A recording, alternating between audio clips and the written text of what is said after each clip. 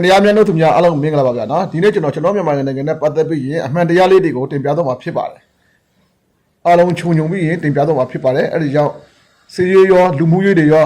နောက်ထပ်ဖြစ်လာမဲ့မြန်မာနိုင်ငံရဲ့နောက်ထပ်အနောက်တကားမှာဘာတွေများစကားရှိုးဝတ်ကြံစည်နေတယ်လဲဆိုတာကိုတင်ပြတော့မှာဖြစ်ပါတယ်ပထမဆုံးအနေနဲ့အေအေရဲ့ထုတ်ပြန်ချက်နဲ့စကားရဲ့ဘဝများဆိုတဲ့သတင်းကိုထုတ်ပြန်မှာဒီနေရာမှာပြောချင်တာကအေအေရဲ့ထုတ်ပြန်ချက်ကျွန်တော်တို့သတင်းတွေကြားမိသလောက်ဧပြီလ4ရက်5ရက်နေ့ထိအရခတ်တက်တော်ကနေပြီးရင်ညောင်ကျိုးကိုထိုးစစ်ဆင်နေပါတယ်လို့ပဲသတင်းထုတ်ပြန်အနိပတ်ဝန်းကျင်ကပေါ့နော်စီးရဲနဲ့ပတ်သက်တဲ့လူတွေရဲ့ပြောချချက်ကိုကျွန်တော်ကြားထားတာဖြစ်ပါတယ်ကျွန်တော်ရဲ့ channel မှာကျွန်တော်ပြောထားတဲ့ညောင်ကျိုးကိုခရစ်စကန်ကိုမရသေးဘူးလို့ပြောထားတာဖြစ်ပါတယ်တိုးတော်လည်းဒီနေ့အချိန်မှာအရခတ်တက်တော်ကနေပြီးထုတ်ပြန်လာတာတွေ့ရတယ်ဘာတွေထုတ်ပြန်တာလဲဆိုတော့ဧပြီလ2ရက်နေ့ကပဲညောင်ကျိုးစကန်ကိုတင်ထားပြီးဖြစ်တယ်လို့ထုတ်ပြန်လာတာတွေ့ရတယ်အေးရထုတ်ပြန်ချက်ကိုကြည့်မယ်ဆိုလို့ရှိရင်ကျွန်တော်တို့အနေနဲ့အေးရတဲ့တင်းကအလင်းအလွန်ကိုချိုးဝဲပြီးသိသိနဲ့ရှေ့တန်းလုံနဲ့ရှေ့ကိုဆက်ချနေတာကိုကျွန်တော်မြင်ရမှာဖြစ်ပါတယ်။နိုင်မြန်မာနိုင်ငံထဲမှာရှိတဲ့စီးရဲသူလေးလာသူတွေရောတင်းနားထောင်သူတွေရောမြန်မာနိုင်ငံရဲ့ဖြစ်ပျက်တွေကိုလေးလာနေတဲ့လူတွေရောပေါ့နော်အရက်စိတ်ဝင်စားတဲ့ဒီကျွန်တော်တို့ပြည်ပတောင်းလမ်းမှာရှိတဲ့ညောင်ကျိုးစကန်ကိုအားကတဲ့တော်နဲ့ပူပေါင်းမှုတွေတိုက်ခိုက်နေတာဆိုတာကိုအများသိပြီးသားဖြစ်ပါပါအဲ့လိုဖြစ်နေတဲ့ဟာကိုလည်းကျွန်တော်တို့အများကစိတ်ဝင်စားနေတဲ့အတွက်အမြဲတမ်းနားဆွနေကြတာဖြစ်ပါတယ်တိုးတော်လည်းနားဆွနေတဲ့ဂျာကအေးရညောင်ကျိုးစကန်ကိုသိမ့်ပြီးတေရှာရီဆိုမှ2ရက်3ရက်လွန်မှဒီသတင်းကိုထုတ်ပြန်လာတဲ့ဆိုတော့အေးရဲ့ချိုးဝတ်သိမ့်မှုစီးရဲအခြေအနေပူပေါင်းမဟာမိတ်ဖွဲ့တဲ့အေးရဲ့ဆက်ဆံရေးတွေကိုဒီနေ့မှာထင်ထင်ရှားရှားမြင်နိုင်ပါတယ်တချို့နေရာတွေမှာပူပေါင်းမဟာမိတ်ဖွဲ့တွေရှိပါတယ်ကျွန်တော်တော်လိုင်းနေမြေတွေမှာတိုးတော်လည်းတစ်ဖက်နဲ့တစ်ဖက်နော်နားလည်မှုလွှဲပြီးရင်တစ်ဖက်တစ်ဖက်အမြင်ဆောင်ပြီးရင်အောက်ရှိတွေပေါ်တိုင်းမှုတွေရှိတာတွေ့ရပါတယ်တိုးတော်ဒီရခိုင်ဒေသမှာကြားတဲ့အချိန်မှာကျွန်တော်ရခိုင်ဒေသနဲ့နော်ဒီဗမာပြည်ဒီမှာအေယာဝတီတိုင်းတို့မကွေးတိုင်းတို့ပခုပေးခုတို့နော်တေတို့အဲ့ဒီဘက်မှာကြားတဲ့အချိန်မှာတော့ရခိုင်အာခတ်တော်နဲ့ပူပေါင်းဖွဲ့တွေဟာဗမာပူပေါင်းလူငယ်ဖွဲ့တွေဟာတိုးသိမ့်နဲ့စိတ်တို့ကိုယ်တို့နဲ့ပူပေါင်းပြီးရင်အောက်ခြေမှာခြေတံလုံနဲ့ရှောင်းနေတာကိုတွေ့ရမှာဖြစ်ပါတယ်ဒါကြောင့်လည်းဒီညောင်ကျိုးစကန်မှာဖြစ်ခဲ့တဲ့အဖြစ်အပျက်ကိုကျွန်တော်တို့ကြည့်မယ်ဆိုလို့ရှိရင်ပထမတစ်ချက်အနေနဲ့တချို့တော့တော်လိုင်းနေမြေတွေမှာစကန်သိမ်းပြီးရင်နိုင်ပိုက်ရက်ပွဲအတွင်းမှာရှိတဲ့အချိန်မှာပေါ့နော်နိုင်ပိုက်ရက်ပွဲအတွင်းမှာတော်လိုင်းရဲ့အဖွေးတွေဖြစ်အဲ့ဒီမဟာမိတ်ညောင်တွေပဲဖြစ်ပေါ့နော်အဖွေးတွေကနေပြီးရင်အဲ့ဒီစီမှာပါတဲ့အဖွေးသူအဖွေးသားတွေကဗီဒီယိုကောတွေနဲ့အောက်ဝေးခင်လေးရှိပါတယ်တိုးတော်လည်းဒီရခိုင်ဘက်မှာကြားတဲ့အချိန်မှာဒီရခိုင်နဲ့ဒီပေါ့နော်ရခိုင်နေဆက်ဗမာပြည်ဘက်မှာကြားတဲ့အချိန်မှာတော့ဒီလိုသတင်းတွေကတိတ်မထွက်ပါဘူး။ဘာဖြစ်လို့လဲဆိုတော့ပူပေါင်းပါဝင်နေတဲ့နော်မဟာမိတ်လူငယ်တွေဒီ PDF လူငယ်တွေအရှာသာဖွေတွေနဲ့အာရခတ်တဲ့တော်တွေပူပေါင်းပြီးတိုက်ပွဲကိုဘယ်လိုဖော်ဆောင်ရမယ်ဘယ်လိုတွားရမယ်ဘယ်လိုပြည်သူလူထုကိုဘယ်လိုရှိမှရှားပြမယ်ဆိုတဲ့နော်သဘောတူညီချက်တွေနဲ့ခြေတံလုံတွားနေတဲ့အတွက်နဲ့တိုက်ပွဲတွေဟာထင်တာထက်ပိုပြီးမြန်ဆန်တော့ကျွန်တော်တွေးနေရပါတယ်။အဲ့ဒါဘာကိုဖော်ပြနေလဲဆိုတော့ပူပေါင်းဆောင်ရွက်မှုဟာတစ်ဖက်ယုံကြည်မှုလေးစားမှုနားလည်မှုပေးနေတဲ့နားလည်မှုနဲ့တွားနေတယ်ဆိုတာကိုကျွန်တော်တို့သင်ချပါတယ်တခြားသောဒီတော်လိုင်းနေပြီဖက်မှာဆိုလို့ရှိရင်ပူပေါင်းနေတဲ့ဆောင်ရွက်နေပြီမဲ့နားလည်မှုမှာကြားတာအနေငယ်လွှဲလွှားနေတာကိုကျွန်တော်မြင်ရပါတယ်အဲ့ဒါကြောင့်အောက်ရှိပေါ်တိုင်မှုတွေအချင်းချင်းနော်ဒီစိတ်တဘောတော့မတိုက်ဆိုင်မှုတွေဖြစ်လာတာတွေ့ရတယ်ဥပမာအဖြစ်ပြောရမယ်ဆိုလို့ရှိရင်အဓိကတအန်းနဲ့နော် TNA နဲ့ဖြစ်ခဲ့တဲ့ PDF ရဲ့ဖြစ်စစ်မှာဆိုလို့ရှိရင်လည်းTNA တက်ရဲ့ပြောဆိုပုံတွေ PDF တွေပေါ်ဆက်ဆံခေပုံတွေကိုကြည့်မယ်ဆိုလို့ရှိရင်လူမျိုးရဲ့အဆွမ်းရောက်ကိစ္စတွေကိုအမှန်အကန်လူမျိုးရဲ့အဆွမ်းရောက်တွေကိုမမုံမွေးနဲ့တော်လည်းတို့အသုံးပြုနေတဲ့လုံးနေတဲ့လူငယ်တွေကိုအဲ့ဒါအဆွမ်းရောက်တွေနဲ့တဒန်းတွေထားပြီးဆက်ဆံတာကိုကျွန်တော်တွေ့ရတာဖြစ်ပါတယ်ဒါတွေကကောက်တော့လက္ခဏာမဟုတ်ပါဘူးဒီလိုလက္ခဏာတွေကိုတော်လည်းအဖွဲ့တွေနဲ့ချုပ်ချင်ရမှာဖြစ်ပါတယ်နောက်တစ်ချက်ကနော် KA မှာလည်းအနေငယ်ပေါ်တိုင်မှုဖြစ်ပြီမဲ့ကေဖက်မှာရှိတဲ့လူကြီးတွေနဲ့အောက်ခြေကတဲမှုအရာရှိတွေရဲ့စေယုံနိုင်မှုနော်နားလေပြနိုင်မှုကြောင့်ပြည်လေတော့တာကိုတွေးရတယ်တိုးတော်လည်းဒီတအန်းနဲ့မှာတော့ကျွန်တော်တအန်းနဲ့အဖြစ်ပြက်မှာတော့အလွန်ကိုစိုးပါတယ်တော်လည်းရဲ့အတွက် PDF လူငယ်တွေလည်းနဲ့တော့ရတာကိုအဲ့လူငယ်တွေဖမ်းပြီးရိုက်ပြီးနှိပ်စက်တာတို့လုပ်ပြီးရင်နောက်ဆုံးကျတော့လွေးရီဦးတို့တာပုံကျော်တို့ကနော်တတိယတွေကိုမလိမ့်တပန်းနဲ့ပြန်ထုတ်တာကိုကျွန်တော်မြင်ခဲ့ရပါတယ်ဒါတွေကကျွန်တော်တို့စထစ်မှာတော်တော်ကိုခံစည်းစရာဖြစ်ပါတယ်နော်ဒါကြောင့် နောက်ဆက်တွဲပြဿနာကချမ်းမြောက်ရဲ့နောက်ဆက်တွဲပြဿနာဘာတွေဖြစ်လာမလဲဆိုလို့ရှိရင်လာရှိုးကို MLDA နဲ့စကားစပဲအုပ်ချုပ် ML စကားစပဲဝင်လာပြီဆိုလို့ရှိတာနဲ့ TNA ရဲ့နောက်ဆက်တွဲရကောက်ဖို့အခြေအနေမရှိပါဘူး။ဘာဖြစ် TNA ရဲ့နောက်ဆက်တွဲမှာ TNA ကိုနောက်ဆုံးကြောထောက်နောက်ခံပြူထားတာကမြန်မာနိုင်ငံသားတွေမဟုတ်တော့တဲ့တရုတ်တွေဖြစ်နေတယ်လို့ပါပဲ။နော်တရုတ်တွေကြောထောက်နောက်ခံပြူပြီးထားပြီဆိုလို့ရှိရင်ကိုကဲတော့ဝါတို့လို့ဖြစ်လာမယ်ဆိုမျှော်လင့်ချက်မရှိပါနဲ့မထားပါနဲ့စကားစား तू မလုံးလို့မရတဲ့ခင်ကမိမ့်မိန်နေပေမဲ့လုံးလို့ရတဲ့ချိန်မှာတရုတ်ကလည်းကြည့်ဆိုင်တာမဟုတ်ပါဘူးတရုတ်ဒေသတွေဒီမှာထိဝင်ရဘုံချစ်တာကိုခင်ဗျားတို့မြင်ရမှာဖြစ်ပါတယ်ဒါကျွန်တော်နေပြအနေထားနဲ့ပြောပြတာဖြစ်တယ်နော်အဲ့တော့တရားနေအနေနဲ့နောက်ကနေပြီးကြောထောက်နောက်ခံပြုဖို့တော့အဖွဲ့အစည်းအရန်နေပါတယ်မဟာမိတ်ညီတော်တို့မဟုတ်ပြောတဲ့ AA တို့ MLDA တို့ဆိုပေမဲ့ AA ကလည်းသူ့ရဲ့ခိုင်ဒေသမှာ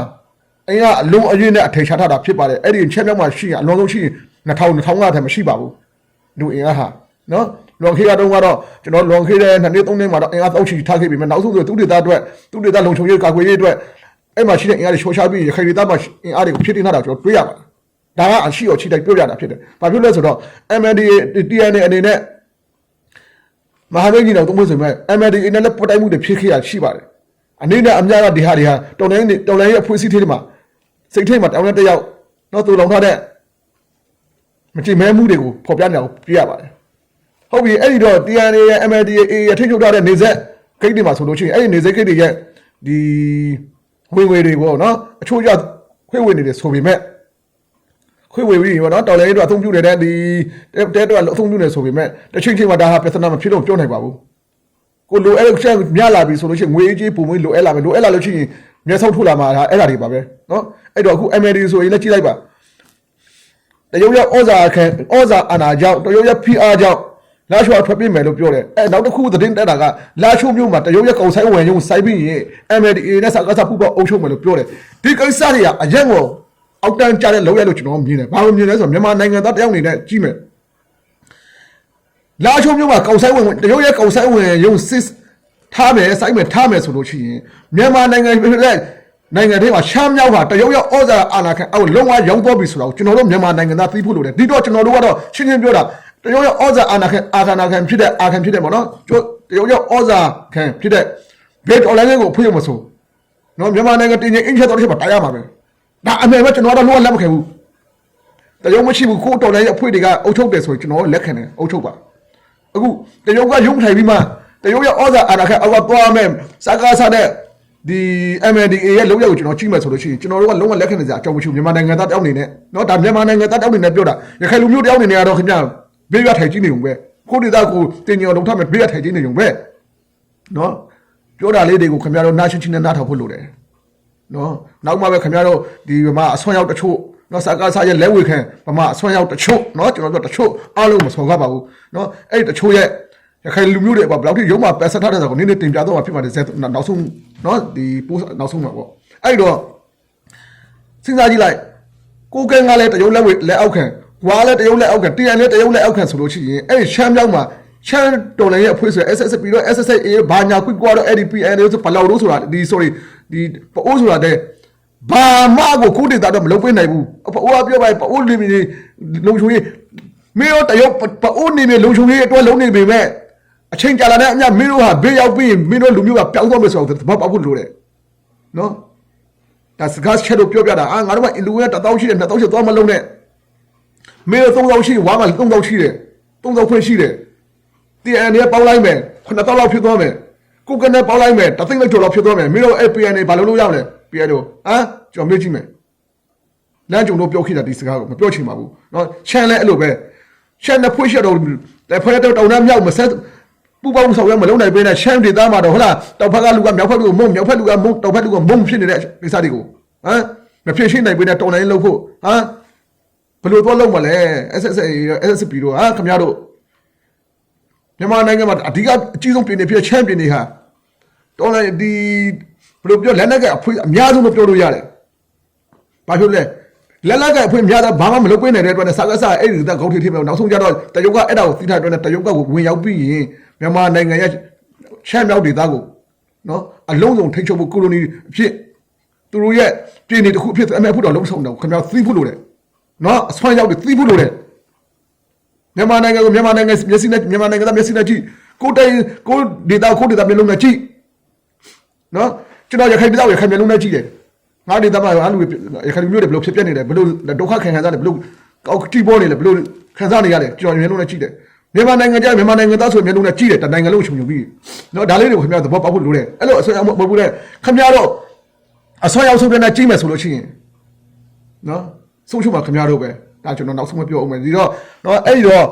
ုဖြစ်နေတာဖြစ်ပျက်လေးတွေပေါ့နော်ဒီတော်တိုင်းထိမှာပေါ့အဖြစ်ပျက်လေးတွေရှိတယ်အဲ့တော့ရှမ်းမြောက်ကိုလည်းကျွန်တော်ကတတိထားဖို့လိုတယ်ဂရုစိုက်ဖို့လိုတယ်ဒါမြန်မာနိုင်ငံရဲ့အစိပ်ပဲတစ်ခုဖြစ်တယ်နော်ရှမ်းမြောက်မှာရှိတဲ့တော်တိုင်းရဲ့အဖွဲ့တွေဒါကိုမသိဘဲနဲ့ခင်ဗျားတို့ငါတို့အာဏာရပြီငါတို့ဒီမျိုး၄၅၆မျိုးကိုအုပ်ချုပ်လိုက်မယ်အဲ့ဒီကရတဲ့တရံဇာတာနဲ့ငါတို့အဖွဲ့အစည်းခင်ဗျားတို့ကအဲ့ဒါဟာဘာလဲဆိုတော့နော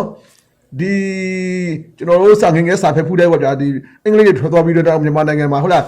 းဘိုးတွေရန်ကုန်မှာဘိုးတွေဟုတ်လားလူမိုက်တော့ကြီးစိုးတော့အဲ့လိုအတိုက်တာတွေခုဖြစ်သွားလိမ့်မယ်အဲ့နောက်ဆုံးကျတော့အဲ့ဒီလူမိုက်တွေကိုဟိုထိန်းချုပ်မဲ့အဖွဲ့အစည်းပေါ်လာပြီဆိုရင်အဲ့ဒီတရားဟာပြောက်သွားမလဲထိန်းချုပ်သူတွေအောက်ရောက်သွားမယ်အဲ့တော့ပြောချင်လို့ရင်းကရှမ်းမြောက်မှာအဲ့လိုမျိုးပေါ်နေပြီဆိုနောက်ဆုံးတရုတ်ကအုံချုပ်မရောက်လာရင်ခင်ဗျားတရုတ်ရဲ့အုံချုပ်မအောက်ကိုရောက်သွားပြီဆိုလို့ရှိရင်အဲ့ဒီရှမ်းမြောက်ဟာတရုတ်ရဲ့ပြည်နယ်တစ်ခုအဖြစ်တမဲ့လိုက်ပြီဆိုလို့ရှိရင်ကျွန်တော်မြန်မာနိုင်ငံတော့အရန်ကိုမြန်မာလူမျိုးတွေအတွက်အရန်ကို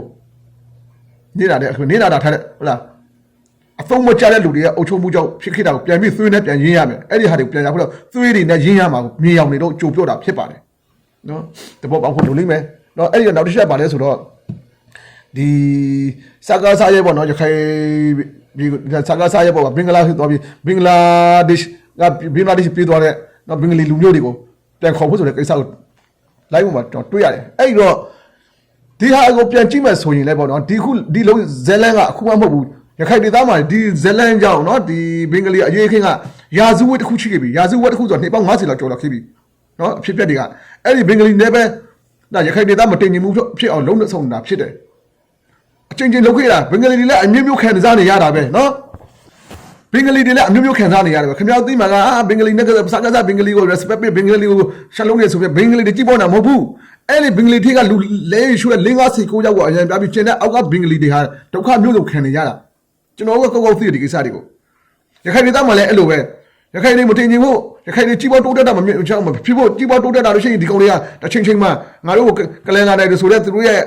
နော်မနာလိုစိတ်တွေရှိနေတဲ့အတွက်နဲ့အမျိုးတိုးတက်ကြီးပွားလာပြီဆိုဘာမှကလန်စရာအကြောင်းမရှိဘူးဟာအေးစစ်နေပါအဲ့ဒါကိုမတွေးတော့ပြီးပဲတဲ့ဒီကောင်ကြီးပွားတိုးတက်တာလို့ရှိရင်ငါတို့ချိုးသွားမယ်ဆိုကြောက်စိတ်တွေနဲ့ရခိုင်လူမျိုးတွေကိုဖိနှိပ်တာပညာမတက်ဖြစ်အောင်စီးပွားလဲလာမှမရှိအောင်ဟုတ်လားလှုပ်ဆက်လို့မရအောင်နှိပ်စိတ်ထားဖိနှိပ်ထားတယ်အဲ့ဒီတော့သူတို့ခုနပြောတော့သူတို့လက်ဝဲခံ3-4-5ယောက်ကိုဟုတ်လားဖန်ပြလှုပ်ထားပြီးရင်ရခိုင်စီးပွားရေးသမားတွေရှိပါတယ်ဆိုပြီးကြောက်တော်တို့လူမျိုးတွေကိုပေါ့နော်အဲ့လိုမျိုးပေါ်ပြထားတဲ့ပြီးရင်တကယ်ပါလူပေါင်း4 သန်းကျော်5 သန်းလောက်ရှိရခိုင်လူမျိုးတွေဟာဟုတ်လားဖင်ထိတ်မှာရှုံးဝင်ပြီးနော်ကျဲမှာသုံးနိုင်တဲ့ဘဝထိရောက်ကြအောင်ငဲမွက်နေတယ်အဲ့ဒီဟာကိုမြင်အားဖြင့်မြင်လာတဲ့အချိန်ခါစားပြီးရင်နော်ခံစားနေရတဲ့လူတွေဟာရခိုင်ဒေသကဘယ်လိုလွဲမြောက်လဲဆိုတာကိုဒီနှလုံးထဲမှာကိန်းအောင်ရအောင်ကြာလာပြီဒါကိုအခုလောက်ချိနော်ဒီပို့ချုပ်ထွန်းပြနေတဲ့ပညာတဲ့လူငယ်တွေကတုတ်တိုက်တဲ့ချိန်မှာစူးစီးမိလိုက်တဲ့ချိန်မှာအဲ့ဒီသူတို့လင်ထဲမှာသင်အောင်ထားတဲ့ခံစားမှုနာကျင်မှုတွေဟာပွင့်ထွက်ပြီးရခိုင်ပြည်ဟာလွယ်လွယ်သောဒေသအဖြစ်ခုပြောင်းဖို့ကြိုးစားတော့တွေ့ရတယ်ရောက်လူဖြစ်နေပါပြီနော်အဲ့တော့ဘင်္ဂလီအရင်ကကစားလာတာခုမှမဟုတ်ဘူးအချိန်ချင်းရှိပြီနော်အများကြီးထဲမှာပြောတိုးတော်လဲလက်ရှိစကားစားနေဘင်္ဂလီတသိန်းကျော်2သိန်းကိုသွားခေါ်မယ်ဆိုလို့ရှိရင်ဘေးကသွင်းပါလေအရင်ကဆိုရင်တော့ဗျာဒီမော်တော်မှာရှိတဲ့နေစိတ်ကသွင်းတယ်သူတို့ကဒီဖက်လာဝါကဟိုပါလာဝါပုံစံမျိုးနဲ့လုပ်ပြီးအသွင်းပြတယ်ဟုတ်လားအသွင်းပြပြီးဟုတ်လားသူတို့အဒိုရှိတဲ့ကောင်တွေဟိုပြောဆိုရတဲ့ကောင်တွေကိုခေါ်ပြီးအင်တာဗျူးကျန်တဲ့ကောင်တွေကိုဟုတ်လားဒီကျွေးရှန်မှာထိတယ်လို့နောချဝက်ရှန်မှာထိတယ်လို့လှုပ်ပိတ်ထားတာကိုကျွန်တော်တွေ့ရတယ်အဲ့တော့အခုလက်ရှိပြောနေတဲ့နော်ဖြစ်နေတဲ့ဘင်္ဂလားဒေ့ရှ်ကနေလူတွေခေါ်လာမယ်ဆိုဘယ်ခေါ်လာမလဲသင်္ဘောနဲ့ရန်ကုန်ကိုခေါ်သွားမှာသင်္ဘောနဲ့စစ်တွေခေါ်သွားမှာလားအခုဘေးရှိမှခေါ်ပါလေဒီတလားတွင်း2လားတွင်းမှာခေါ်ပါလားဒီတလားတွင်း2လားတွင်းခေါ်လာပြီးဘယ်မှာထားမလဲစစ်တွေလားမဲအောင်လားမဲမောင်ထားလို့မရဘူးဘယ်လိုမှထားလို့မရဘူးဘယ်လောက်ပင်သွားလို့မဲအောင်မထားလို့မရဘူးနော်ဟိုဘင်္ဂလီတက်မဲအောင်နေရေးမနေရေးနေလို့လည်းမရဘူးလုံးဆက်ကွယ်လည်းမရှိဘူးအဲ့တော့ကြောက်ဘူးလားကြောက်ဘူးလည်းမရဘူးဒီတော့စစ်တွေတစ်ခုရှိတယ်စစ်တွေကိုသင်္ဘောနဲ့တင်လာမလားတင်လာပြီးအဲ့လူမျိုးရဲ့ဒီကိန်းကိုလုံးမလားဟုတ်ပြီအဲ့လိုဆိုရင်စစ်တွေကမကြခင်တည်းမှာအေးလက်ထိကြားတော့မှာဘင်္ဂလီတွေရောက်မရောက်မကြခင်တည်းမှာအေးစစ်တွေကိုဟိုသိရင်ပြီးဆိုကြားပါစစ်တွေကိုသိဖို့တော့သူတို့ကလွယ်လေးကျွန်တော်အမြဲတမ်းပြောလို့ရှိတယ်စစ်တွေကိုအေးကသိဖို့တော့လွယ်လေးလူတော့သွားကြမှာမလို့ဘူးအခုဆိုလည်းစစ်တွေမျိုးအလေကောင်လောက်မှာပဲစကားစားရဲ့အင်အားရှိတာဘေးပန်းဝန်းကျင်မှာအောင်းအေးက ထိန်းချုပ်ပြီးသားဖြစ်နေတယ်သူတို့ရဲ့အရင်ကဆိုရင်ဝါဘိုရွာတို့ဟိုရွာဒီရွာတို့ဆိုရင်လည်းဟုတ်လားအရင်ကစကားစားရဲ့နေရာတွေအခုဆိုအဲ့လိုအေးရထိန်းချုပ်တဲ့နေရာတွေဖြစ်နေတယ်နော်အဲ့ဒီတော့အခုသွေးလိုက်မဲ့လူတွေကိုကြီးပြီးရင်တချို့ကရခိုင်ဘင်္ဂလားဒေ့ရှ်ဝင်လာမဲ့တချို့ရခိုင်တွေဆိုရင်ကြတချို့မြန်မာတွေကလည်းဒီအစွမ်းရောက်တွေကစကားစားပေါက်တော့ပျော်ကြတယ်ဟုတ်လားဘာဖြစ်လဲသူတို့မှအင်အားမရှိအင်အားရလာမဲ့ပုံစံမျိုးတွေအပြီးအဲ့ကောင်တွေနဲ့လူမျိုးရေးတိုက်ခိုက်မဲ့ဆိုတဲ့ပုံစံမျိုးတွေအဲ့တော့ဒီညမှာကျွန်တော်ရခိုင်တွေကိုပြောချင်တာကအဓိကနော်ရခိုင်တွေရောဒီမြန်မာနိုင်ငံကိုရှိတဲ့လူတွေပြောချင်တာကရခိုင်တွေကဒါတွေကိုစိုးရင်ပူစင်နေတာမလို့ငါတို့ဒီကိစ္စတွေကိုကြုံလာတာအခုဒီနေ့တရက်မှမဟုတ်ဘူးဒီနေ့ဒီကာလာမှမဟုတ်ဘူးနှစ်ပေါင်း50 60 90ရှိနေပြီနော်ကောက်တဲ့ထိစားမလို့မြန်မာနိုင်ငံစစ်မှန်တဲ့မြန်မာနိုင်ငံကိုရှိတဲ့လူမျိုးတွေပါကြီးမယ်ဆိုလို့ရှိရင်ဒီကိစ္စကရခိုင်ပြည်နယ်တစ်ခုတည်းမှာခင်ဗျားတော့မစင်စားနဲ့ဒီဘင်္ဂလီဆိုတဲ့ကောင်တွေကလည်းရခိုင်ပြည်ထဲမှာနေရှင်တာမဟုတ်ဘူးခင်ဗျားကြည့်လိုက်နိုင်ငံခြားထွက်သွားတဲ့ကောင်တွေအများကြီးအနည်းမျိုးစုံနဲ့မဲ့မှုနေနဲ့ passport လုပ်ပြီးဟုတ်လားနိုင်ငံခြားပြန်လာတဲ့ကောင်တွေရှိလားမရှိဘူးနော်အဲ့မှာအထင်ကြဘာလို့ဒီဘက်မှာသူတို့ဟာဒုက္ခမျိုးစုံနေရတာဘင်္ဂလားဒေ့ရှ်ကသွားမယ်ဆိုရင်ဘင်္ဂလားဒေ့ရှ်ကစုပ်ပြတ်တဲ့ဘင်္ဂလားဒေ့ရှ်ကိုအဲ့ဒီခေတ်အတိတ်တာဘယ်နိုင်ငံမှတိတ်အဝင်ပေးတာမဟုတ်ဘူးနော်ဘင်္ဂလားဒေ့ရှ်လာလောက်တော့မလေးရှားမှာလာလောက်တော့ဘင်္ဂလားဒေ့ရှ်တွေခင်ဗျာထိုက်မှာတော့ဘင်္ဂလားဒေ့ရှ်တွေဘယ်လိုဒုက္ခနဲ့ခံရတယ်ဆိုခင်ဗျာဘင်္ဂလားဒေ့ရှ်ဒီမလေးရိုးထိုက်မှာနေတဲ့လူမြန်မာနိုင်ငံသားတီးပါတယ်သူတို့ကအဲ့ဒီနိုင်ငံအစိုးရတွေဘယ်လိုထိဆက်ဆံနေဆိုတာကိုကျွန်တော်တို့ကဘယ်လိုဆက်ဆံဒါတွေကွာခြားတယ်ဆိုတော့ခင်ဗျာသိပြီးသားဖြစ်မှာပါနော်ကျွန်တော်မပြောချင်တော့ဘူးဒီကိစ္စအဲ့ဒီတော့နော်အဲ့လိုကိစ္စနဲ့ဘင်္ဂလီကိစ္စကိုကျွန်တော်ခေကနော်သွေးတော့မအေးဘူးပုံမှန်ရှိနေတယ်ကျွန်တော်ကဘင်္ဂလီလည်းပြတာသွေးပါပုံမှန်ရှိနေတယ်ဒီကောင်တွေဘယ်လိုဆက်ဆက်ရမလဲဘယ်လိုလုပ်ရမလဲဒီကောင်တွေကဘယ်လိုအချင်းရှိတယ်ဆိုကျွန်တော်သိပြီးသားဖြစ်တယ်မသိအဲ့ဒီအချင်းကိုမသိတဲ့ဒီဗမာလူတချို့ကိုပြောချင်တာကနော်ဗမာပြည်မှာဖရှိတဲ့လူတွေပြောချင်တာကဒီကိစ္စကရခိုင်ပြည်တစ်ခုနဲ့အေးတော့မှာမဟုတ်ဘူးရခိုင်ပြည်ထိပ်ကအဲ့လိုအလုံးရင်းနဲ့ရောက်လာမယ်ဆိုလို့ရှိရင်နော်ရခိုင်ဒီကသာအရင်ကဘာလို့ရိုးတော့ကိုကြောက်ခွင့်မပြတ်တဲ့မထိန်ထားဘူးဆိုလို့ရှိရင်နော်ခင်ဗျားတို့စကားစားနေပြီးအဲ့စစ်တမ်းကနေပြီးရိုးတော့ထိပ်ကဂိတ်အမျိုးမျိုးနဲ့မထိန်ချိုးထားဘဲနဲ့ရခိုင်ထိပ်မှာပဲမလှောင်ထားဘူးဆိုလို့ရှိရင်ဒီချိန်ပြင်မှာဗမာအမျိုးသမီးအများစုကဘင်္ဂလီနဲ့ရတာကြာလာပြီခေါင်းချုံနေရတယ်ကြာလာပြီခင်ဗျားတို့အမျိုးပါတာဘယ်လောက်ပြီးအော်နော်ပုံမလင်းလင်းပြောတာဒီနေ့မှာဒေးဝင်ဖန်လိုက်မယ်ဗမာအမျိုးသမီးအမျိုးသမီးတော်တော်များများကပေါ့နော်အငေးပိုင်းနဲ့နောက်ပိုက်ကြတော့နောက်ထိုးအရင်ကအမျိုးသမီးတို့ကျွန်တော်စော်ကားပါဘူးနောက်ဘက်အမျိုးသမီးမင်းကလေးငယ်တွေများများဟာငွေနောက်ကိုလိုက်သွားတယ်ဆိုခင်ဗျားမြတ်တာဘာကောင်ပဲဖြစ်နေမုံစိတ်ပဲဖြစ်ဘာကောင်ပဲဖြစ်သွားမှာပါပဲကောင်ပဲဖြစ်ပိုက်ဆံပါရင်အခုရတယ်ဆိုတာကိုကျွန်တော်ဒီနေ့မှာခင်ဗျားတို့ဒေးပြောလိုက်မယ်နော်တန်ဝေကတရားအသီးတရားရအောင်ပြောတာခင်ဗျားကမုံလို့ပြောတာမဟုတ်ဘူးကောက်ပဲရှုံရဟုတ်လားနော်အိမ်ထိပ်မှာပဲခပန်းနဲ့ရိုက်ခံရပိုက်ဆံရရင်ပြီးပြီဆိုတဲ့အမျိုးသားတွေပါနေတယ်အမျိုးချစ်တဲ့ထက်မပါတော့ဘူးခင်ဗျားတို့နော်ခင်ဗျားအမျိုးဘာသာဘယ်လောက်ပဲအော်နေအဲ့ဒီအမျိုးဘာသာအော်နေတဲ့လူတွေရဲ့သားသမီးတွေကိုယ်တိုင်ကလူမျိုးကြတဲ့ယူလိုက်အများကြီးတယ်အင်္ဂလိပ်နဲ့ယူလိုက်ဂျပန်နဲ့ယူလိုက်ဟုတ်လားအဲ့ဒီမွတ်စလင်နဲ့ယူလိုက်အများကြီးပါပဲနော်အဲ့တော့ကျွန်တော်တို့ကဘယ်လူမျိုးကမှကျွန်တော်တို့ကဒုက္ခပြေးကြမလို့အနိုင်ထိုင်ပြေးကြမလို့တိုးတော်လည်းနိုင်ငံမှာအေးအေးစစ်စစ်နေပြီဆိုလို့ရှိရင်ဘယ်လူမျိုးကိုမဆိုလွယ်လွယ်စွာပြေးသွားလာလို့ခွင့်ရှိတယ်ဟုတ်လားဒီ citizen နော် senior citizen နဲ့ junior citizen ဆိုရှိတယ်အဲ့တော့ junior citizen ဆိုင်သွားရမယ် senior citizen လို့နေရမယ်ဒါမြန်မာနိုင်ငံတစ်ခုမှနိုင်ငံတစ်ခါမှအဲ့လိုပြောနေတာအခုခင်ဗျားတို့ကြည့်လိုက်နော်စကားချီမှာဆိုလို့ကျွန်တော်အများကြီးမပြောတဲ့ကိစ္စမှာနောက်မှ AC ပြောမယ်အဲ့တော့လက်ရှိအချိန်မှာကျွန်တော်တို့မြန်မာနိုင်ငံကနော်တော်လိုင်းလုပ်တဲ့လူငယ်တွေကတော့နားလေတယ်တော်လိုင်းကိုမလုပ်ဘဲနဲ့နိုင်ငံမှာဟုတ်လားအကျန်းဖက်စစ်စကားဆက်နဲ့ပေါင်းပြီးအကျန်းဖက်စစ်တဲ့မင်းအွန်လိုင်းနဲ့ပေါင်းပြီးရင်သူတို့မိသားစုအတွက်သူတို့ရဲ့အဖွဲ့အစည်းတစ်ခုအတွက်နော်အေးဆက်နေဖို့အတွက်စူးစမ်းနေတဲ့ကောင်တွေကြတော့ဒါတွေကိုမသိဘူးလူမျိုးဘာသာနိုင်ငံကိုမသိဘူးသူတို့အဖွဲ့တက်နေရပြီပြီဆိုတဲ့စိတ်ထားမျိုးရှိတယ်အဲ့ဒါတွေကိုကျွန်တော်တို့ကကြိုမြင်နေလို့နော်ဒီဘက်ကဗမာပြည်မှာရှိတဲ့ဗမာလူငယ်တွေဗမာအမျိုးသမီးလေးတွေကိုရှာပြတာခင်ဗျားတို့နော်ခင်ဗျားတို့ကျွန်တော်ပြောတာဟုတ်လားမဟုတ်လားဟာဒီကောင်ရဲပြီးပြောတာဒီကောင်ကငါတို့မနာလို့ပြောတာဟုတ်တာမဟုတ်လားခင်ဗျားဗမာပြည်ထိမှာကြည့်လိုက်ဗမာလူအမျိုးသမီးအများစုကခေါင်းချုံနေရတဲ့ဘဝရောက်နေပြီဇာဘဝချုံနေရတဲ့ဘဝနော်မင်္ဂလာဆောင်ပြီးအဲ့ဒီမွတ်စလင်ကျွန်တော်ပြောမွတ်စလင်ချေချပြောတာပေါ့ချေချလို့ရတယ်ဒါလူချင်းချင်းပဲအသူတဘာဝတိုးတော်လဲဟုတ်လားမွတ်စလင်ပြည်နဲ့ရလာတဲ့မွတ်စလင်ဘာသာကိုဝင်သွားရတဲ့ဘဝခေါင်းချုံရတဲ့ဘဝဟုတ်လားအသက်16 19 20တိကွာလွတ်နေလာပြီးမှအဲ့ဒါဂုံးချုံပြီးလူတွေဘောအလုံးမှာဟုတ်လားသွားနေရတယ်ဒါဘာသာရေးရသူဘာကြည့်မလို့ကောင်းပြီမဲ့မြန်မာအမျိုးသမီးတောင်းနေတဲ့ကြီးမယ်ဆိုရင်ဘယ်လိုပဲဆိုနော်စိတ်ထိတ်မှာတော့ခံရမှာပဲဒါပေမဲ့ငါဝိုင်းဆိုတဲ့ဆန်ခိုင်းမန်နီဆန်ခိုင်းကောဆိုတဲ့နော်ငါဝိုင်းရနောက်ကိုလိုက်တော့တဲ့ချိန်မှာအမျိုးဘာသာတနာလည်းမကြည့်မိတော့ဘူးဒါကခင်ဗျားတို့သဘောပေါက်ဖို့လိုတယ်အဲ့ဒါမြန်မာပြည်မှာရှိတဲ့ဗမာလူထုနေတဲ့ဗမာလူငယ်တွေဗမာအမျိုးသမီးမင်းကလေးငယ်ငယ်လေးတွေမိဖတွေခင်ဗျားတို့ဒီဟာတွေကိုမထိန်ရောက်နိုင်ဘူးဆိုလို့ရှိရင်ခင်ဗျားတို့ဘာလုပ်မလဲ စောလူမီလက်ထက်မှာငရမကန့်ပုတ်ကန်တယ်လို့ဖြစ်သွားမယ်ဗမာပြည်နော်ငရမကန့်ကဘာလဲငရမကန့်ကမွတ်စလင်ပဲကလာပဲနော်အဲ့ဒီတော့ဒီမှာသေမဲကောက်တယောက်ဟုတ်လားနိုးချိုတိုက်ကျွေးပြီးရင်မွေးလာတယ်နော်မိဖုရားကလည်းမွေးလာတော့လူအသက်တစ်ချောက်မကေကောက်ပါလေဆိုတဲ့ဘုဒ္ဓဘာသာစိတ်နဲ့အရွယ်ရောက်လာတော့ဘာလုပ်လဲတော်လန်ပြီးရင်ဟုတ်လားနေလူဖို့စူးစားတယ်နောက်ဆုံးကြတော့ဟုတ်လားကိုကယုံလိုက်တာအော်ငါလည်းနိုးစပတ်ဖြစ်တယ်ဆိုပြီးယုံလိုက်တဲ့ကောက်တော့နောက်ဆုံးအသက်ခံလိုက်ရတယ်နိုးဆိုဖက်နော်ညီကိုဆိုရင်မမှားဘူးစောလူမင်းနောက်ဆုံးသွားကေတဲ့ကျန်စစ်သားကိုဟာဒီကောင်ကငါ့ကိုဘာဖြစ်နေကြစိတ်လားဒီကောင်ကငါအောက်ကငါတို့အောက်ကအမှုထမ်းနေတဲ့ကောင်ငါ့ကိုဒီကောင်လုံးကျတော့မဆိုပြီးအထင်မင်းမှားပြီးစိတ်ထားမှားလိုက်တဲ့အချိန်မှာတကယ်သူယူလိုက်တဲ့ငရမကဲကသူ့ကိုသက်ပြလိုက်တဲ့ကောင်ခင်ဗျားတို့တပိုင်းမှာလည်းဖမ်းမိမှာပါအဖြစ်ပြက်တွေအဲ့ကြောင့်အဲ့လိုမျိုးသာစက်တိုင်းဖြစ်လာမယ်ဆိုရင်မြန်မာနိုင်ငံကလည်းငရမကဲလို့ပဲဟုတ်လားနိုင်ငံကိုလူမဲ့လူတွေပေါ်လာအောင်မှာဒီချိန်မှာခင်ဗျားတို့သဘောပေါက်ဖို့လိုတယ်သဘောထားချိဖို့လိုတယ်နားလေဖို့လိုတယ်နော်တပိုင်းအများကြီးမပြောချင်ပါဘူးနော်အဲ့တော့ရခိုင်ပြည်မှာလည်းပတ်သက်ပြီးရင်ခင်ဗျားတို့ကဘင်္ဂလီနဲ့ရခိုင်ပြည်မှာဘင်္ဂလီနဲ့ပတ်သက်လို့ခင်ဗျားတို့စဉ်းစားမှာကဒါရခိုင်အရေးတစ်ခုတည်းမဟုတ်ဘူးငါတို့မြန်မာနိုင်ငံနဲ့ပတ်သက်တယ်မြန်မာလူမျိုးနဲ့ပတ်သက်တဲ့ဆိုခင်ဗျားသိဖို့လိုတယ်ကျွန်တော်တို့ကတော့ခင်ဗျာနော်ခေါင်းထိလည်းထင်းနေအောင်မဟုတ်ဒီကိစ္စတွေကိုဒီလိုကိစ္စတွေကိုကျွန်တော်ခင်လာတာနေပေါက်ရာစုဝဲကြုံနေပြီစဉ်းစားမဟုတ်ခေါင်းတော့လိုအဲ့လိုကျွန်တော်တို့တုံးပြန်တော့မှာတုံးပြန်နိုင်တဲ့အင်အားအရေးချင်းရှိတယ်ကျွန်တော်တို့ကလက်ထိမှာဟုတ်လားတနေ့လေးတစ်ချောက်မရှိခင်ကားပဲကျွန်တော်တို့ကအဲ့လိုအင်အားများပါတယ်ဆိုတဲ့အနေအရာတွေမှာကျွန်တော်တို့ကနေထိုင်ပြီးအဲ့ဒီသားတွေကွာကွေခေရတာလူတွေဒီလိုကိုယ်ခိုင်တက်ကြီးတကယ်ရှိလို့အခါတော့တက်ကြီးတက်ရှိပြီးလူအင်အားအလုံးကလက်နဲ့ကဲဆိုင်ထားပြီးဟုတ်လားလက်နဲ့ပြည့်တဲ့နေတဲ့အချိန်ပြကျွန်တော်တို့ဘယ်သူခေါင်းထိမှာလဲ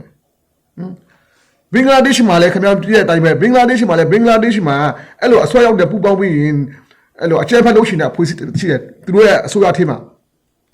နိုင်ငံကိုအေးရှင်းရှင်းနဲ့တည်တည်ငြိမ်ငြိမ်အုပ်ချုပ်နေတာဖွေးစစ်တည်းရှိတယ်အဲကြောင့်အခုဒီဘင်္ဂလားဒေ့ရှ်မှာရှိတယ်နော်အကျဲဖက်ဘင်္ဂလီ AR ဟိုဘင်္ဂလားဒေ့ရှ်မှာရှိတဲ့အစိုးရဘောင်းတဲ့တချို့တော်တော်များများကရေတို့စစ်တို့တော်တော်များများကနော်အဲ့ဒါတွေကိုလည်းသူတို့ကနေပြီးမသိကြွကြံပြူပြီးရင်နော်တင်နှမ်းပြတာလုံးတော့ကျွန်တော်တွေးရပါတယ်နော်ဘာလို့လဲအဲ့လိုပဲနေမြေကိုချစ်ထွင်ခြင်းလို့ဒီတစ်ဖက်ကကြတော့လေဘင်္ဂလားဒေ့ရှ်တစ်ဖက်အစိုးရကြတော့လေအဲ့လိုမတည်ငြိမ်မဟုတ်နဲ့နိုင်ငံတည်ငြိမ်နဲ့တိုးတက်အောင်လုပ်ချင်တာဖွေးစစ်တယ်ရှိတယ်ဒါသူတို့အပိုင်းဘယ်လိုပဲရှိကျွန်တော်တို့ကတော်နေမြေကိုကျွန်တော်ကာကွယ်တော့ပါအပြေးဝရှိတယ်တာဝန်ရှိတယ်အပြေးဝရခိုင်လူထုမှာပါဝင်ဖို့လိုတယ်ဒါကြောင့်လည်းအခါတက်တော့ရှာမဲ့တဲ့ဒီစင်မူတဲ့ဥပဒေတွေဆိုတာဒါတွေနဲ့အဓိကအကျုံးဝင်တယ်ဆိုခင်ဗျာနောက်သဘောပေါက်လို့လေအဲ့လိုပဲဒီဘက်ဗမာလူထုကိုပြောချင်တာကဒါကျွန်တော်ရခိုင်ပြည်ရေးတခုမဟုတ်ဗမာပြည်နဲ့ပတ်သက်တဲ့ဆိုသဘောပေါက်လို့လေဒါကြောင့်မြန်မာပြည်မတင်ငင်တဲ့ဟုတ်လားဒီအာနာရှင်တို့ရဲ့အုပ်ချုပ်နေတဲ့ကာလအစွမ်းရောက်အကျဉ်းဖက်တဲ့အုပ်ချုပ်တဲ့ကာလကိုရခိုင်လူမျိုးတွေကရခိုင်ဒေသတစ်ခုပုံနဲ့မြန်မာနိုင်ငံလုံးမှာပါဝင်ပြီးပူပေါင်းဆောင်ရွက်ပေးနေတာဆိုတော့ကျွန်တော်ဒီနေရာမှာစကားချက်တဲ့ခင်ဗျားတို့ကိုရှင်းပြတာဖြစ်တယ်နော်ဟုတ်ပြီဒါတူတဲ့ချက်အဲ့တော့ကျွန်တော်စကားနည်းနည်းရှင်းပြီးဖြတ်တော့မယ်ဆိုတော့ဗမာအဆွမ်းရောက်တဲ့တချို့ကိုပြောချင်ပါတယ်နော်ဒီနေရာမှာကျွန်တော်ဗမာလူမျိုးအားလုံးကိုမဆော်ပါဘူးဗမာစကားဆက်နဲ့ပူပေါင်းပြီးရခိုင်တွေကိုမုန်းနေတဲ့အခါတက်တော်တဲ့ခိုင်လူမျိုးတွေကိုပုံနေတဲ့တော်လည်းအဖွေးစီတွေကိုမုန်းနေတဲ့အဆွမ်းရောက်တချို့ကိုပြောပြမယ်အဲ့ဒီနေရာမှာအဲ့ဒီအဆွမ်းရောက်တချို့ကဗမာပြည်ထက်ရခိုင်ပြည်ကိုဘယ်လိုတိုက်ခိုက်လဲရခိုင်လူမျိုးတွေကိုဘယ်လိုတိုက်ခိုက်လဲဆိုတော့ကျွန်တော်ပြောပြမယ်တော့ဖြစ်ပါတယ်နော်အဲ့တော့ဒီနေရာမှာကြိုပြီးပြောချင်တာကကျွန်တော်ပြောချင်တာကအဆွမ်းရောက်ဗမာတွေကိုပြောတာတကယ်ရိုးရိုးသားသားတဲ့နိုင်ငံကိုချစ်တဲ့နိုင်ငံတိုးတက်ဖို့အတွက်လုံးနေတဲ့ဗမာတွေကိုမဆိုကားဘူး PDF တွေကိုမဆိုကားဘူးနော်ဘာလို့ PDF ဆိုတာဘာဖြစ်လဲနိုင်ငံအတွက်လက်လုံးနေဖြစ်လို့အဲ့လိုပဲဗမာပြည်သူထဲမှာလည်းရိုးရိုးသားသားနဲ့နိုင်ငံကိုချစ်တဲ့ပြည်သူကိုချစ်တဲ့ပြည်သူတွေကိုကျွန်တော်မဆိုကားဘူးစကားဆက်နဲ့ပုံပြီးအကျဉ်းဖက်အဆွမ်းရောက်တွေကိုပြောတော့မှာဖြစ်ပါတယ်ဒီလိုရခိုင်တွေအနေနဲ့မြန်မာနိုင်ငံခွဲထွက်ရင်ဘာဖြစ်မလဲဆိုရင်ပြောတဲ့အဆွမ်းရောက်တချို့ကိုပြောချင်တယ်ရခိုင်တွေကမြန်မာနိုင်ငံခွေထွက်သွားပြီဆိုလို့ရှိရင်ဘာဖြစ်လဲဘာမှမဖြစ်ဘူးဘာဖြစ်လဲရခိုင်တွေကနှစ်ပေါင်း9000ကျော်လောက်ကကိုထီကိုနဲ့ကိုကင်းနဲ့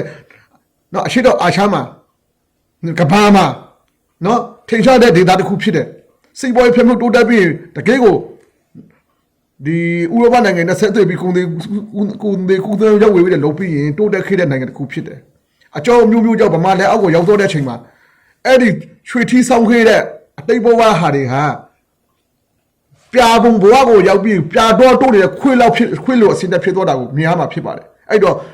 မြန်မာနိုင်ငံခွေးထွက်သွားရင်လည်းခိုင်တွေဘာမှမဖြစ်ဘူးပို့ပြီးတော့တိုးတက်သွားအောင်မယ်မြန်မာပြည်မှာအေးရှင်းရှင်းနေလို့ပူပေါင်းဆောင်ရရမယ်ဆိုရင်လည်းကျွန်တော်တို့ကပူပေါင်းဆောင်ရဖို့နေထိုင်ဖို့အဆင်သင့်ရှိတယ်နေထိုင်လို့မရအောင်လုံလာပြီဆိုရင်ခွေးထွက်တော့အဆင်သင့်ရှိတယ်ဒါကကျွန်တော်ပြောတာမဟုတ်ဘူးတော့ဘိုးချုံထက်ပြပြောထားတဲ့စကားတွေရှိတယ်သူရပြောခဲ့တဲ့မိခွန်းတွေမှာကြားထောက်လိုက်သူအဲ့လိုမျိုးပြောထားတာရှိတယ်ကျွန်တော်ခွတ်တဲ့စကားခွင့်မပြောဘူးတိုးတော်လဲလိုအပ်လာရင်ခွတ်ထွက်ခြင်းခွတ်ထွက်တော့မယ်ဆိုတဲ့စကားကိုသူစကားပန်လင်ခဏတာတွေးရတယ်အဲ့တော့ခင်ဗျားတို့အဆွမ်းရောက်တွေကျွန်တော်တို့မုံလို့ကျွန်တော်တို့ကဘာပြပအောင်တော့ဘူး ပြပါတော့မှာခင်ဗျားတို့ကျွန်တော်တို့မုံလေကြာလာရင်လူရဲ့စိတ်ကဟုတ်လားဘယ်လိုပြောမလဲဒီလိုအကျဲဖက်ကုန်တွေကြောက်ငါတို့အပြောဆိုဆက်အပြောဆိုတော့မခံတော့ဘူးကွာကိုကသိတဲ့နေလိုက်တော့မယ်ဆိုလို့ရှိရင်တကယ်ဆုံးချုံနေနာမှာဘာတူလဲခင်ဗျားတို့နော်ခင်ဗျားတို့ကျွန်တော်ပြောတာရှင်းလေးအခုမခင်ဗျားတို့မြန်မာနိုင်ငံမှာလို့ခေါ်နေတဲ့ဗမာပြည်တွေကတကယ်ထွက်တဲ့ဒီတန်စရာအရင်အမျက်တွေကခင်ဗျားဗမာလူမျိုးတွေအသုံးပြုခွင့်ရသလားအထက်ကနော်အာနာရှင်တွေအသုံးပြုနေတာလေမြေတွေရာဆိုတော့ဟုတ်လားတက်ပိုင်မြေဆိုတော့ခင်ဗျားဗမာပြည်ထဲဒီတိုင်းသားဒီမြေထဲမကဘူးဘာပြည်ထဲမှာကိုလုံးနေတာအဲ့တော့ခင်ဗျားတို့ရဲ့ကိုယ်တွေကဟုတ်လားကိုဗမာပြည်မှာနေပြီးခင်ဗျားတို့ကိုယ်တွေကအိုးမဲအိမ်မဲဖြစ်နေတာနော်ဘောပဖို့လိုတယ်အဲ့တော့ညီတို့ရခိုင်တွေအဆွမ်းရောက်တဲ့ရခိုင်တွေအဆွမ်းရောက်တယ်ပြောရခိုင်တွေအဆွမ်းရောက်ရခိုင်လူမျိုးတွေကဗမာလူမျိုးတွေပြည့်စရာပြည့်စည်ကြောက်ဘယ်တစ်ခုလုပ်ပြီးပြီလဲဗမာပြည်မှာရခိုင်တွေသွားပြီးဟုတ်လားအုပ်ချုပ်နေတဲ့ရခိုင်အမင်းအနာနဲ့အုပ်ချုပ်နေတဲ့နေရာတွေသာရှိသလားအဲ့လိုအုပ်ချုပ်ဖို့အတွက်ဒီဗမာလူမျိုးတွေနေတဲ့နေကြေးရွာတွေမျိုးတွေကိုရခိုင်ရောက်ဝင်ရောက်တိုက်ခိုက်ပြီးဖျက်ဆီးတာရှိသလားအဆွမ်းရောက်တွေကိုမေ့ချင်တယ်အောက်တန်းစားစိတ်နဲ့တွေးရင်အောက်တန်းစားအတွေ့ဝင်တယ်ကောင်းမွန်တဲ့အတွေ့မြင့်မြတ်တဲ့အတွေ့ခေါ်နဲ့စိမ့်မှန်တဲ့အတွေ့ခေါ်နဲ့တွေ့ရင်စိမ့်မှန်တဲ့အတွေ့ခေါ်ဂုံးထိပ်ကိုရောက်တယ်နော်ဒါကိုခင်ဗျားကိုပြောချင်တယ်နော်ဒီတော့အဲ့လိုအဆွမ်းရောက်တွေဖြစ်လာတဲ့ဇလန်တွေကနော်ဒီနေရာမှာဘာတွေထပ်ဖြစ်လာလဲဆိုတော့ဆွမ်းရောက်တွေကတော်လိုင်းရေးမှာရခိုင်တွေကနော်ဒီခိုင်အခက်တော်ရခိုင်မျိုးတွေကဒီတော်လိုင်းမှာပူပေါပါဝင်လေသူတို့ကနာကျွေးချက်တွေများလာလေပုံပြီးမုန်းလာလေဟာတော်လိုင်းအမှန်မှာတော့သူတို့ထင်တာပြီးတယ်အဲ့ဒီကိုသူတို့တိုက်တော့မယ်တိုက်နေတယ်ဒါပေမဲ့အေးပါလဲမတိုက်နိုင်ဘူးသူတို့အဲ့လိုထင်တယ်အမှန်မဟုတ်ဘူးတော်လိုင်းရေးထင်မှာကိုအဖွေးစီအလိုက်အဖွေးစီတိုင်းဟာနော်လုံးရိပ်ကာရဲသူတို့မှာဆန်းရှိပြီးသား PDF မှာ PDF တွေလုံးရိပ်ကာရဲရှိတယ်အဲ့ဒါကြောင့်လဲစကိုင်းတိုက်ထိပ်ကိုအခုဒီခင်ဗျားတို့စကားစားနေမထိန်ချုံနိုင်တာဒါတော့စကိုင်းထိပ်မှာရှိတာအဖွေးစီတွေမထိန်ချုံမစူးစီးသေးလို့စူးစီးပြီဆိုခင်ဗျားတို့ဘလုံးမ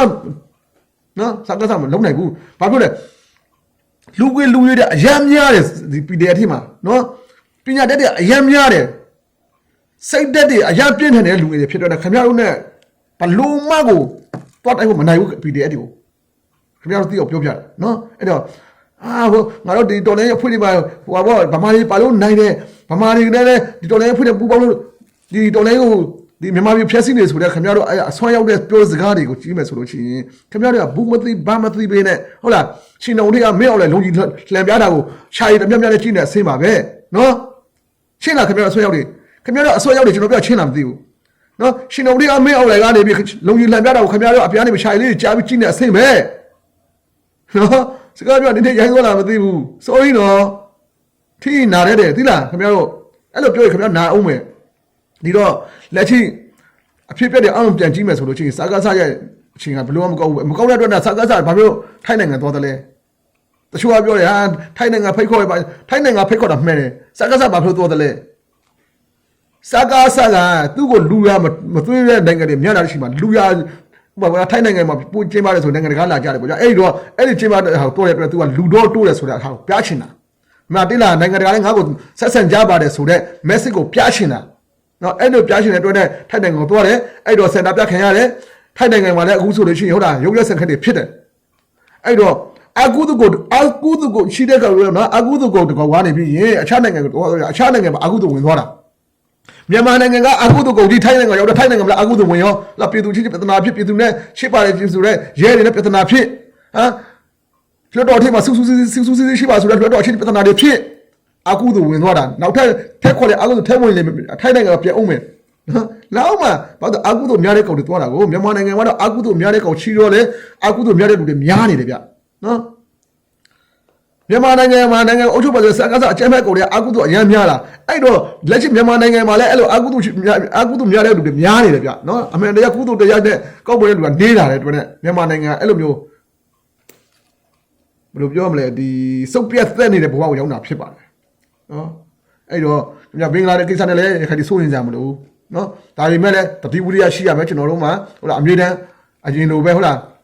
းစီစီတုံးရှိရမယ်အဲ့ဒီမှာဒီဖက်ပြင်မမှာရှိတဲ့ဗမာလူမျိုးတွေအနေနဲ့လည်းဒါရခိုင်အရေးမဟုတ်ဘူးမြန်မာနိုင်ငံနဲ့ပတ်သက်တဲ့အရေးတွေဆိုခင်ဗျာဘောပါဖို့လို့လေအဲ့လိုပဲချမ်းပြောင်းမှာလာရှုကိစ္စကလည်းဟာရခိုင်နဲ့မဆိုင်ဘူးဆိုကျွန်တော်ကြည့်ထားလို့မရဘူးဒါဟာမြန်မာနိုင်ငံနဲ့ပတ်သက်တဲ့ဖြစ်တဲ့တော့လည်းကျွန်တော်ကအမြဲတမ်း ကြီးနေတယ်နော်ဘီဘူးဆိုင်နေတယ်လူအဲ့ဒါကိုခြာပြနေတယ်လူဖြစ်နိုင်တယ်ဒီလိုဖြစ်လာမယ်ဆိုတော့ခြာပြနေတာဖြစ်တယ်အဲကြောင့်ရှမ်းမြောက်ဖြစ်သွားတာငါဗမာရဲမဆိုင်ဘူးရခိုင်နဲ့မဆိုင်ဘူးလုံးတဲ့ဒါမြန်မာနိုင်ငံမှာရှိတဲ့ကျွန်တော်မြန်မာနိုင်ငံစိတ်ပဲတစ်ခုဖြစ်တယ်ဒါလေးကိုကျွန်တော်ကြိုပြောချင်တာဖြစ်ပါတယ်နော်အဲ့တော့ပြောနေတဲ့ကြားလာပဲဟုတ်လားဒီရှင်းပြမှာဆိုလို့ရှိရင်အခုတော်လန်ရဲ့အဖွေးတွေနဲ့တော်လန်ရဲ့အဖွေးတွေနဲ့ရှင်းတော်လန်ရဲ့အဖွေးတွေနဲ့စာကားစားနဲ့ပဏာရတဲ့အဖွေးတွေနဲ့တိုက်ပွဲတွေဖြစ်တယ်အခုတွန်းဇန်တို့ဟောတော့တိုက်ပွဲတွေဖြစ်တာကျွန်တော်ကြားရတယ်နော်အဲ့ဒီတော့ရှင်းပြမှာလဲဟုတ်လားအဲ့လိုပဲဘယ်လိုပြောမလဲလုံကြီးစားလိုက်ဆွေးနေတဲ့စာကားစားလုံစားကိုလိုက်ဆွေးနေတာအဖွေးစီးဆိုတော့ရှိတယ်ဒါလူမျိုးတိုင်းမှာရှိတာရခိုင်မှာဆို ALB နော်ရှင်းမှာဆိုလို့ရှိရင်အဲ့ဒီ CNA CNF နော်ဘာဖြစ်လဲပြောရရင်တော့စကားစားတိုင်းပဲပြောနေပဲဒီဘက်မှာတော်နေဖွင့်နေချင်းနေကွာလာတိုင်းနေတာဒီ CNF ကအောက်တန်းကြတာတွေ့တယ်နောက်ပြီးဟလာမီဇိုမှာကျွန်တော်ဆွေးနွေးမလုပ်ပါတယ်ဟိုလုပ်ပါတယ်ရတယ်ချင်းလူမျိုးတွေကအဖွေးစီအရန်များတယ်နော်ဒီပြောမယ်ဆိုရင်ပြောပြချင်းလူမျိုးထဲမှာဒီခိုက်ကနတွေအရန်များတယ်ငါယူငါဒေတာငါအလိုက်ဆိုအဲ့ဒါဖွေးစီအရန်များရဲ့အတွက်နဲ့နော်စူးစီးမှုတွေမတောင်းနိုင်ဘူးတကယ်စူးစီးတဲ့ဒီရှင်းပြသမားဟူတော့တော်တော်ကိုသူတို့ဟာစူးစီးဖို့တော့လုံးဆောင်ခဲ့ရတာတွေ့ရတယ်အဲ့ဒါဒီဘက်ကဟုတ်လားဒီ CNA CNF ဆိုရင်တော့အဲ့လိုမျိုးလဲမလုံးဆောင်တဲ့အတွက်နဲ့သူတို့ဟာတော်လည်းအဖွေးတဲ့အောင်သမားချင်းပြေကိုဒီ CBA တင်းတော့မယ်ငါတို့ဘေးရောက်တော့မယ်ဆိုတဲ့စိတ်ထားနဲ့တော်လည်းအဖွေးတွေကိုလိုက်ပြီးရင်ပေါ့နော်ဒုက္ခပြေတော့ကျွန်တော်တွေ့ရတယ်ဒါချင်းပြေနဲ့ပတ်သက်ပြီးအဲ့တော့စာကားစာကလော်ဘီကိုထပ်ပြောတာကနော်တိုက်ပွဲရထားပါတယ်မင်းတို့ကရှောက်ပြောနေတယ်ဘုံတော်မကြည့်ဘူးဆိုဟာဘုံမကြည့်ဘူးနဲ့ဘုံကြည့်ပြောအောင်ငါတို့အကုသကောင်မဟုတ်ဘူးဟမ်မကြည့်လိုက်ဟုတ်လားရခိုင်မှာအခုဘုံတော်ကြည့်လားမကြည့်လားမင်းအမျိုးကိုပြီးကြည့်လားမင်းပထွေးအထက်ကလုံကြီးလှန်ကြတယ်မင်းအောင်လည်းကိုစောမေးကြည့်လိုက်လေကြည့်လားမကြည့်လားအဲ့လိုပဲအခုဒီတောက်ခန်းဟောမလားဒီရှမ်းမြောက်ပေါ့နော်အဲ့ဒီတရားထိချုံတဲ့နေမိမှာတွားဘုံကြည့်လားမကြည့်လားမင်းမေးကြည့်လိုက်လေတွားကြည့်လိုက်လေဟုတ်လားဒီလိုအောက်တန်းစားဘာမှမသိပေနဲ့တိုက်ပွဲရထားတယ်လေဘာတိုက်ကြပြီးဖင်ပိတ်ညင်မယ်အစားမင်းအောက်လိုက်လုံကြီးလှန်ထားတယ်မင်းသွားလိုက်အဲ့ထိကိုရှင်တော်ထိပ်မှာလုံကြီးလှန်ထားတယ်လေမင်းသွားလိုက်မင်းတို့ကောင်မတွေဟမ်အဲ့ဒီအောက်တန်းစားကောင်မတွေသွားလိုက်ရဘာလဲလဲဘာမိုးဆိုလဲညာမိုးဆိုအဲ့ကောင်မတွေအဲ့မှာမင်းအောက်လာထောက်ထားတယ်သွားလိုက်ရနေတော့နော်မင်းအော်လည်းကျူလားအိုပြီးတဲ့ကျူလားအိုပြီးငါသိမကြိုက်တော့ဘူးလေငါဟိုကအနူးလေးတွေကြိုက်တယ်ဆိုပြီးပြောနေတယ်လေသဇင်ဦးတို့အဲ့ဒီမှာပြောနေတဲ့စနိုက်ပါစုတို့ဘာခင်မိုးခင်ဗျာတော့ကြလေဘာမိုးဆိုလဲအဲ့ဒီကောင်မတော့ကြအဲ့ဒီမှာတိုက်ပွဲဖြစ်လို့ဘုံကြလို့ဖုံးကြလို့ပြောတာကိုလာပြီးလေလေးပါလေးနဲ့နေကထောက်ထားနဲ့ကြားနေတာပဲအထောက်ထားနဲ့ဘေးမျိုးဘေးရောက်ဘေးနေတာဘေးနေတာမှရှားတယ်လို့ပြောနေတာပဲဒါလေးကိုမသိဘူးလားဘာသိမလဲမင်းအောင်လည်းဟာကိုအောက်ကနေပြီးဟဲ့လားလဲဝါးလေးနဲ့ကြိုင်ပြီးခြာရရတဲ့ဘဝဟမ်မင်းအောင်လည်းဘိုးခြာရရတဲ့အောက်တန်းဇာမားတွေအောက်တန်းဇားတွေဟမ်မင်းတို့သဘောပေါက်ရမကြဘူးဆိုတာကမင်းတို့ပြော2029ခုနှစ်မကူဘူးမင်းတို့2029ခုနှစ်ရောက်တာနဲ့တော်လန်ရေးကလုံးဝအပိသက်ပြောင်းလဲသွားမှဆိုဖယ်ထားဒီ2025 26မှာတော့တော်လန်ရေးကဟုတ်လားသူဘယ်လိုပြောမလဲထင်ထင်ရှားရှားပြောင်းလဲတာကိုမတွေ့ရပါနဲ့နော်ဒီလိုတော့တိုက်ပွဲကလာတော့မယ်2029မှာလုံးဝအပိသက်ပြောင်းလဲတာခင်ဗျာတွေ့ရပြီမြန်မာနိုင်ငံမှာအဲ့ဒီအချိန်မှာမြန်မာလူမျိုးတွေစူးစီးဖို့လိုတယ်မဟုတ်ရင်ဂျားကောက်ဝင်ဆွေးသွားမယ်ဂျားကကြောင်ချောင်းနေတယ်နော်ဒီဖက်မှာဟုတ်လားသားကောင်လူနေတဲ့အချိန်မှာနောက်ကမြေခွေးချောင်းနေဆိုတော့အခုလဲတော်နေဖွေးတွေကနေမြေအဖို့တော့အကြည့်ကြိုးစားနေတဲ့အချိန်မှာနောက်ကနေပြီးရင်အဲ့ဒီနေမြေကိုအပိုင်စီးဖို့အတွက်နော်အောက်တန်းစားတွေချောင်းနေဆိုခင်ဗျာမှတ်ထားကြကဲဒါကျွန်တော်အဆုံးသတ်လိုက်မယ်အဲ့တော့အဆင်ပြေကြပါစေဒီနေရာမှာဒီကေစီရဖွေးတွေနေပေါ့နော်ဒီအလှူတန်းပေးတဲ့ဖွေးတွေကိုလည်းအလုံးကျေးဇူးတင်တိုးတော်လည်းအလှူတန်းပေးတဲ့ကိစ္စလေးတွေမှာကျွန်တော်ဟိုတနေ့ပြောပြီးပဲဖြစ်ပါတယ်နော်အလှူအတန်းပေးတဲ့ချိန်မှာလဲပိုက်ဆက်တစ်ထိုင်ကြီးကြိုက်သွားပြီးရင်လာသမျှလူကိုဆယ်လီကိုတော့ဒဲပုံကြိုက်ပြီးလာသမျှလူကိုပိုက်ဆက်ချက်နဲ့ဟုတ်လားဆယ်လီလုံးနေမယ်အစားနော်ခင်ဗျာကြည့်လိုက်အခုအလှူတန်းလုံးတဲ့လူတော်တော်များများတော့တကယ်ကိုအမေခင်ဗျာလုံးနေတဲ့လူကြီးလူကောင်းတွေကိုကျွန်တော်မပြောဘူးနော်အားလုံးကကာဗာထားတယ်လေးစားတယ်ဆိုလည်းမဆိုကောင်းတိုးတော်လဲအခုတချို့တော့ပေါ့နော်လူငယ်ပိုင်းနေလို့ဘာလို့အဲ့လိုမျိုးတွေပေါ့နော်အရင်ကလည်းသူတို့ဆယ်လီလေးတွေပေါ့အဲ့အလှူတက်လေးတွေဟိုလုပ်ပြီးဒီတချို့ပြည်သူလူထုရဲ့လှူတာတွေကိုလိုက်လှူပေးတာပေါ့တိုးတော်လည်းအခုချိန်မှာနော်ပိုက်ဆက်ထပ်တီးကြိုက်ပြီးလားလာသမျှလူမကြည့်ဘူးဖို့ဆယ်လီပြောတော့ဟိုဗီဒီယိုရိုက်တော့စကားပြောပြီးကျမတို့နော်မင်္ဂလာပါဆယ်လီပါပိုက်ဆက်တွေကိုအဲ့လိုလုံးနေတယ်ဆိုလို့ရှိရင်ဒါကအကြမ်းဖက်မှုတွေလုံးစုံနေတာဖြစ်တယ်ဘာဖြစ်လဲဟိုပါကြည့်လိုက်ခင်ဗျားတို့လာလှူတာတွေကိုလူကြလို့ရိုက်ကြတယ်တက်တာတွေပုံကြတယ်ဟုတ်လားတနေ့ပြတာတွေဖြစ်ကြပြီဒါပါပြီးတော့စိတ်ကပေါ်ပေးတဲ့လူကိုတွေကစိတ်ကမရှိလို့လက်ခံမဲ့လူတွေမှာလည်းဟုတ်လားစိတ်ကသိဝဲမှုမရှိလို့ဖြစ်တာပေါ်ပေးမဲ့လူတွေကဟဲ့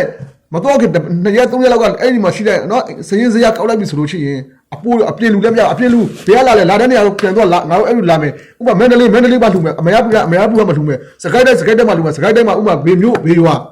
နော်မန္တလေးမှာဘေလမ်းမှာလှူမယ်အဲ့လမ်းကလူတွေပဲရမယ်ကျန်တဲ့လူမရဘူးတခါလေးလုံထားလို့ရှိရင်ဘာမှပြဿနာမရှိဘူးအခုကမဟုတ်ဘူး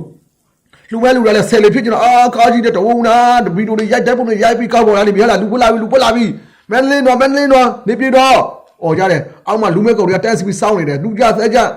ဒါကဘာပြောလဲဆိုတော့နိုင်ငံရဲ့ဂုဏ်သိက္ခာလည်းကြားသလိုနိုင်ငံဥနဲ့နိုင်ငံထိမှရောက်နေတဲ့နော်ကေစီရဲ့အဖွဲ့တွေကလည်းဒီကိစ္စမမြင်အောင်မြင်ပါပဲသိမှာပဲနော်နိုင်ငံရဲ့ဂုဏ်သိက္ခာကိုကြားသလိုမြန်မာနိုင်ငံမှာရှိတဲ့လူတွေရဲ့အကျဉ်းစာရိတ်တိုက်တာဘယ်လောက်ထိအောက်တန်းကြားတယ်ဆိုတော့ဖော်ပြနာဖြစ်တယ်နော်အောက်တန်းကြားတဲ့လူတွေကလည်းကြားနေပြီးသားပဲဒါပေမဲ့အောက်တန်းကြားတဲ့လူတွေနဲ့ရောပြီးရင်အဲ့လိုအလှတက်လုပ်တဲ့လူတွေကအောက်တက်မကြားဖို့လိုတယ်လို့ဇန်လင်းကခင်ဗျားတို့ကိုနော်အမုန်းခင်ပြီးပြောတာဖြစ်တယ်နော်ဆယ်လီလေးတွေတွေးပါတယ်နော်ပိုက်ဆံလေးထည့်လိုက်ပြီးချွတ်နေရော9000 အဲ့ဒါသူတို့အိတ်ထပ်ပြတာမဟုတ်ဘူးနော်အလှတန်းကပြတာအလှတန်းကရနေတာနော်ဒီနေရာမှာအမုန်းခင်ပြီးပြောလိုက်ဦးမယ်နော်တကယ်အလှတန်းလုံးနေတဲ့ပေါ့လားအဖွေးစည်းတွေပေါ့ခိုင်နေဝေးလို့ပရိုက်လုံးတာအဖွေးစည်းကြီးတွေကိုနော်လှူလိုက်လို့အဲ့ဒီအဖွေးစည်းတွေရနေပြီးလှူတာကိုကျွန်တော်ကမပြောပြမယ်တချို့သောဆယ်လီတွေဆိုတာနော်နိုင်ငံတကာရောက်နေတဲ့လူငယ်တွေပေါ့နော်နိုင်ငံခြားမှာလုပ်နေတဲ့လူတွေကဘယ်လိုပြောပိုက်ဆံရှိတယ်နော်အလုပ်လုပ်တဲ့အတွက်ကိုဒေတာဖြစ်တဲ့အတွက်မခံစားနိုင်ဘူးအဲ့တော့ရတဲ့ပိုက်ဆံလေးတွေကိုပေါ့နော်တဲ့လောက်